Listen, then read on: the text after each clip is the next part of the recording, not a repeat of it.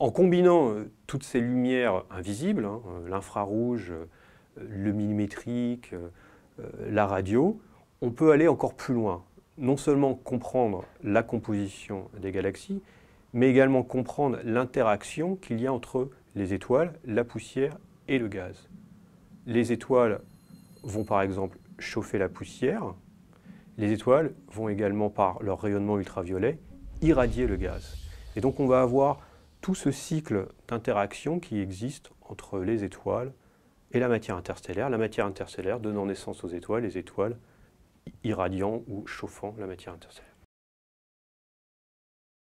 Le taux de formation d'étoiles dans les galaxies a varié au cours du temps. Dans notre galaxie, on forme l'équivalent de 3 soleils par an. On parle de 3 masses solaires par an. Si on regarde en arrière, si on regarde des galaxies il y a 12 milliards d'années, donc la lumière qui nous parvient aujourd'hui a mis 12 milliards d'années à nous parvenir, ce qui signifie qu'on a une image de ces galaxies, du taux de formation de ces galaxies il y a 12 milliards d'années. Et on s'aperçoit qu'elles forment entre 100 à 1000 fois plus d'étoiles que notre galaxie. Des galaxies un peu plus proches forment entre 10 et 100 fois plus d'étoiles que notre galaxie. On en conclut donc qu'on formait certainement plus d'étoiles dans les galaxies au début de l'univers, s'il y a eu un début, et on en forme beaucoup moins aujourd'hui. Les étoiles naissent dans des grands réservoirs de matière interstellaire qu'on appelle des nuages moléculaires. Alors, des nuages moléculaires, on en trouve beaucoup dans notre galaxie, dans les galaxies autres, les galaxies proches ou lointaines. Ce qui est intéressant avec Herschel, c'est que Herschel, pour la première fois, a permis vraiment de voir ce qu'il y avait à l'intérieur de ces nuages.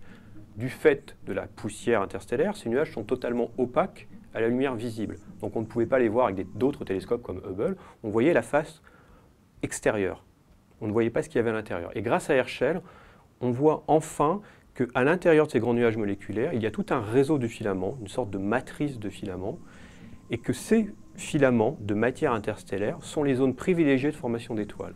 Avec Herschel, on peut également analyser le rôle des étoiles massives et leur impact sur les nuages moléculaires. Alors dans les nuages moléculaires, on forme des petites étoiles, plus petites que le Soleil, beaucoup de soleils, et également ce qu'on appelle des étoiles massives, c'est-à-dire des étoiles qui ont une masse de plus de 8 fois la masse du Soleil. Elles sont ultra minoritaires, mais elles sont les plus brillantes. Elles émettent énormément d'ultraviolet, et cet ultraviolet va impacter directement le gaz du nuage moléculaire. On appelle ça un phénomène d'ionisation, c'est-à-dire qu'il va arracher un électron à l'hydrogène. Cela va conduire à une augmentation de la pression, et tout autour de ces étoiles massives, de ces jeunes étoiles massives, va se former une bulle de gaz très très chaud, 10 000 degrés, qui va se dilater et qui est précédée par une onde de choc.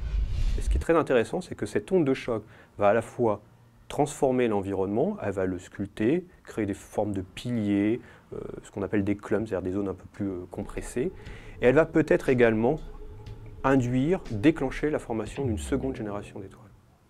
C'est en particulier le cas dans la nébuleuse de la Rosette. Donc, la nébuleuse de la Rosette, c'est environ une trentaine d'étoiles massives. Autour de cet amas d'étoiles massives s'est formée une nébuleuse, donc quelque chose d'assez blanchâtre, qui est simplement du gaz diffus. La cavité au centre augmente, et à proximité de cette nébuleuse, quand on passe cette fois-ci dans l'infrarouge lointain, donc à travers Herschel, on voit la présence d'un nuage moléculaire, et on comprend directement l'impact qu'il y a entre le rayonnement ultraviolet et le nuage moléculaire, ce rayonnement ultraviolet étant en train de littéralement découper le nuage moléculaire et peut-être également donc, de stimuler la formation de nouvelles étoiles.